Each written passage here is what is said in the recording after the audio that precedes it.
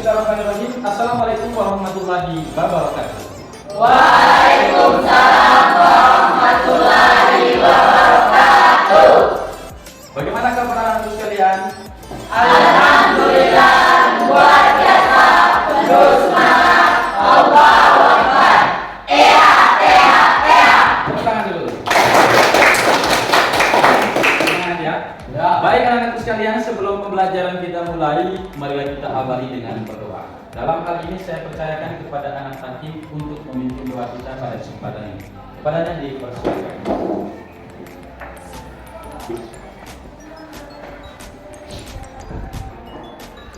Teman-teman, sebelum kita memulai pelajaran pada pagi hari ini, marilah kita berdoa dalam hati dan membaca surah Al-Fatihah. Berdoa mulai. Berdoa selesai. Ya, kita ucapkan terima kasih banyak kepada anak hakim yang sudah memimpin doa pada pagi hari ini. Semoga doa yang dipanjatkan dijawab oleh Allah Subhanahu wa taala. Amin. Amin. Nah, anak-anak sekalian, selanjutnya Ustadz absen sekaligus memeriksa kerapian dan kebersihan ruangan kelas.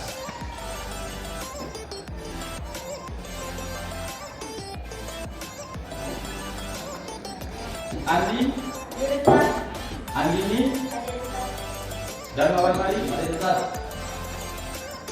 Alhamdulillah hari ini yang hadir 17, yang tidak hadir 1 orang ya. Atas nama Nadia Nesrianti Kahyani. Semoga penyakit yang ditimpa pada anak Nadia insya Allah akan diangkat oleh Allah Subhanahu wa taala dan kembali melaksanakan aktivitas sedia kala seperti yang kita laksanakan pada kesempatan ini. Anak-anakku sekalian, jadi Ustadz mau periksa dulu kerapian dulu. Coba laki-laki yang berdiri. Alhamdulillah laki-laki sudah rapi, yang belum tinggal Jul. Silakan masuk dalam badannya supaya rapi. Ya kasih baik. Iya. Silakan duduk yang laki-laki. Yang putri. Coba yang putri ini. Silakan berdiri nak yang putri ini.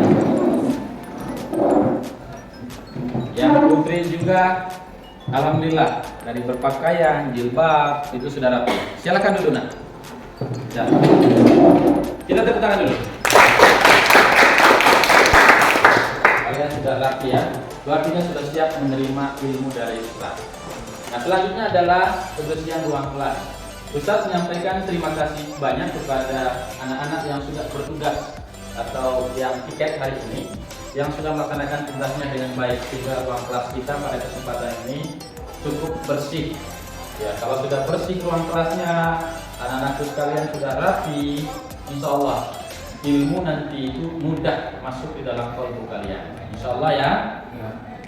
Nah, anak-anakku sekalian, materi kita pada kesempatan ini adalah berbicara tentang pemulasaraan jenazah, memandikan jenazah. Nah, tujuan pembelajaran kita hari ini adalah menganalisis dan mengkomunikasikan ketentuan pemulasaraan jenazah dan problematikanya agar memiliki sikap peduli dan tanggung jawab dalam bermasyarakat, berbangsa, dan bernegara. Itu tujuan pembelajaran kita pada kesempatan ini. Nah, untuk itu Ustadz mau bertanya nih, mungkin ada di antara anak sekalian ini yang sudah mempelajari materi pemulasaraan jenazah, mungkin melalui YouTube kah, atau mungkin melalui media televisi. Ya, saya bertanya ini, apa tahapan-tahapan dalam pemulasaraan jenazah? Ada 4 orang ya. Coba Risma.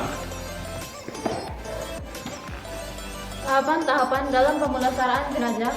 Yang pertama ialah memandikan jenazah, yang kedua mengkafani jenazah, yang ketiga menyolatkan jenazah, dan yang keempat menguburkan jenazah.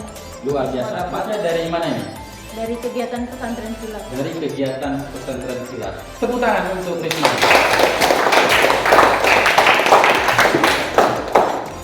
Nah, luar biasa ya.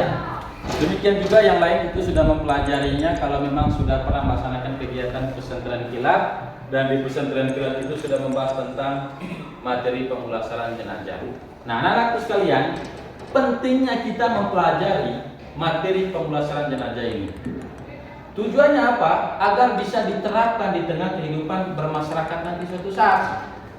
Nah, anak-anakku sekalian, dengan mempelajari materi ini nanti anak-anak itu bisa menerapkan. Nah, ketika ada saudara kita, keluarga kita yang sudah meninggal lebih dulu daripada kita, maka kita bisa menerapkan dengan materi tentang pemulasaraan jenazah. Nah, untuk itu anak-anak sekalian harus semangat ya dalam belajar, harus serius agar menjadi siswa atau menjadi anak yang bisa memberikan manfaat buat orang lain. Nah, anak-anak sekalian, indikator yang perlu dicapai pada kesempatan ini adalah ada 4. Yang pertama adalah melalui tayangan video nanti, anak-anakku sekalian dapat mengidentifikasikan tahapan-tahapan pemulasaraan jenazah. Nah, yang kedua nanti, melalui tayangan video nanti anak-anakku sekalian dapat menyebutkan dasar hukum terkait dengan pemulasaraan jenazah. Yang ketiga, melalui tayangan video nanti anak-anakku sekalian dapat menentukan orang-orang yang berhak memandikan jenazah. Dan yang keempat, melalui tayangan video nanti anak-anakku sekalian dapat melafazkan niat memandikan jenazah baik laki-laki maupun perempuan. Nah, model pembelajaran kita hari ini adalah inquiry terbimbing dengan menggunakan metode diskusi atau window shopping, karya kunjung, bertukar informasi. Nah, oleh karena itu saya mengajak anak-anakku sekalian untuk duduk yang sopan, duduk yang rapi dan nyaman sebelum kita masuk pada kegiatan inti. Ya, baik anak-anak sekalian, selanjutnya kalian adalah pada kegiatan inti ini. Silakan mengamati video yang ditampilkan melalui fokus di depan nanti yang berkaitan dengan pemulasaran jenazah, tata cara memandikan jenazah. Diperhatikan dengan secara bersama ya.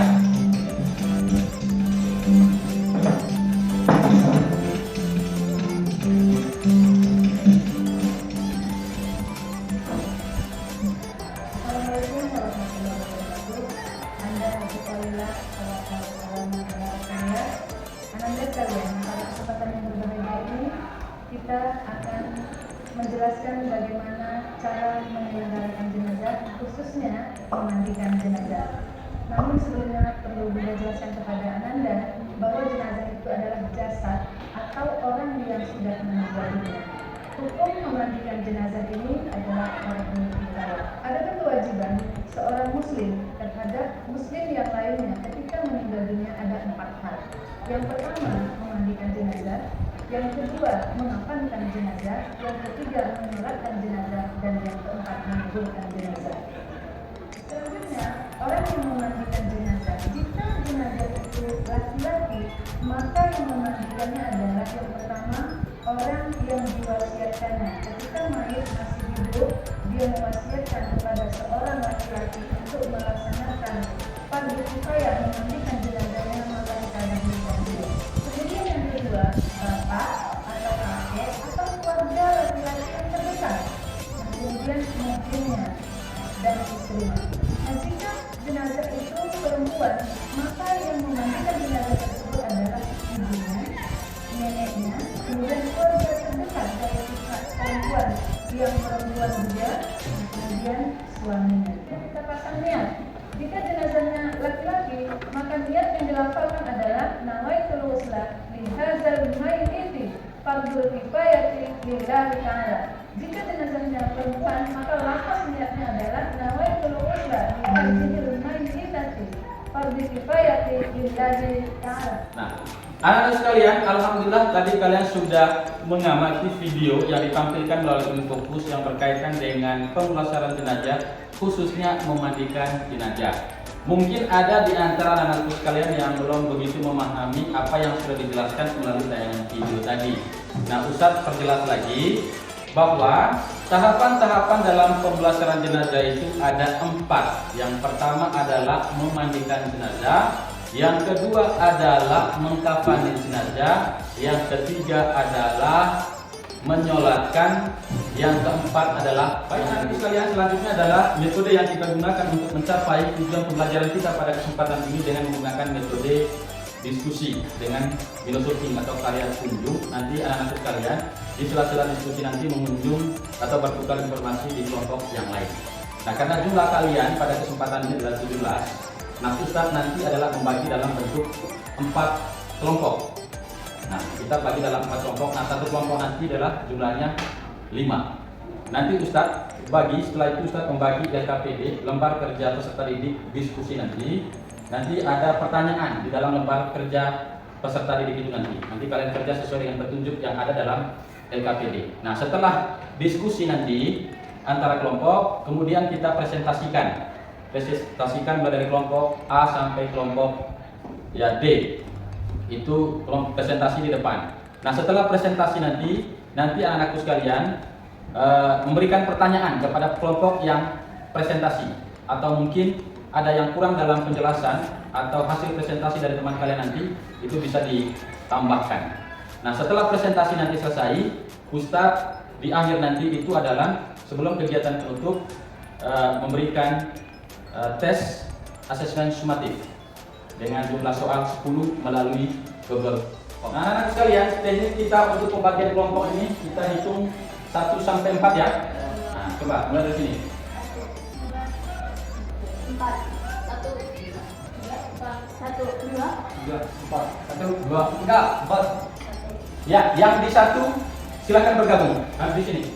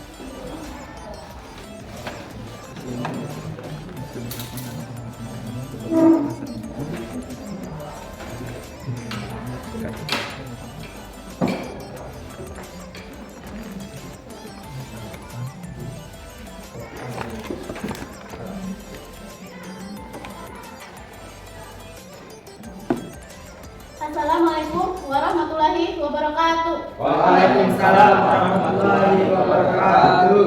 Kami dari kelompok 1 ingin mempresentasikan hasil kerja dari kelompok kami. Untuk tidak memperpanjang waktu, saya persilakan pemateri. Assalamualaikum warahmatullahi wabarakatuh. Waalaikumsalam warahmatullahi wabarakatuh. Berdasarkan hasil diskusi kami tadi, melalui video yang kami tonton, kami memperoleh informasi sama tahapan-tahapan dalam pemulasaraan jenazah. Yang pertama, memandikan jenazah. Yang kedua, mengkafani jenazah.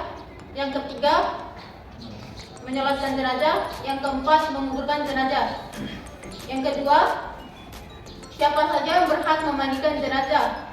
Untuk jenazah laki-laki, yang pertama adalah orang yang sudah diwasiatkan.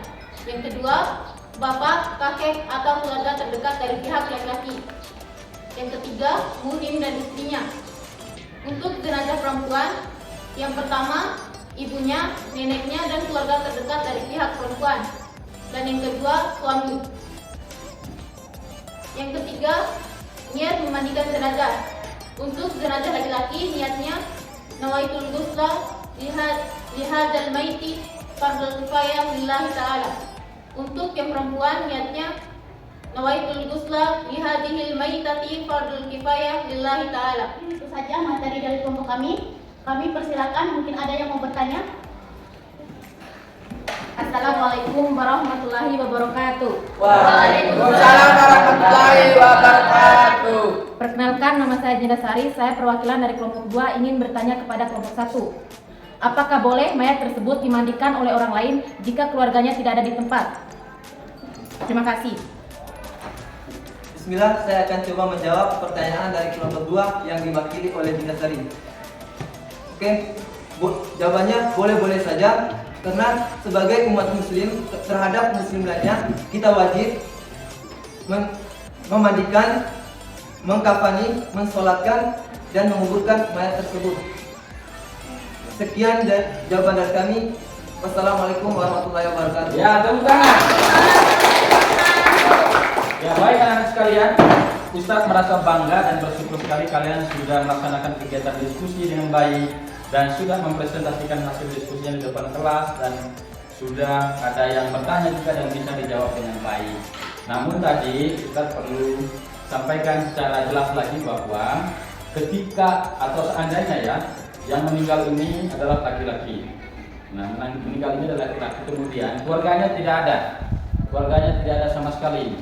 Sehingga siapakah yang berhak memandikan jenazah? Yang dijawab oleh kelompok 1 tadi atas nama anak Hamdan tadi itu sudah benar, bahwa kewajiban kita sebagai umat muslim terhadap muslim lainnya itu adalah ada 4. 1 memandikan, 2 mengkafani, 3 menyolatkan, dan 4 semakin Ustadz mengukur hasil belajar kita pada kesempatan ini.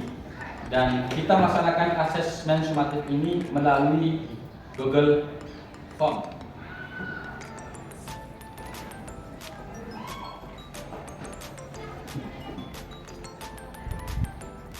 Assalamualaikum warahmatullahi wabarakatuh. Waalaikumsalam warahmatullahi wabarakatuh. Tahapan-tahapan dalam pemulasaran jenazah ada 4. Yang pertama, memandikan jenazah. Yang kedua, mengkafani jenazah. Yang ketiga, mensolatkan jenazah. Dan yang keempat, menguburkan jenazah. Sekian dan terima kasih. Wassalamualaikum warahmatullahi wabarakatuh. Assalamualaikum warahmatullahi wabarakatuh. Waalaikumsalam warahmatullahi wabarakatuh.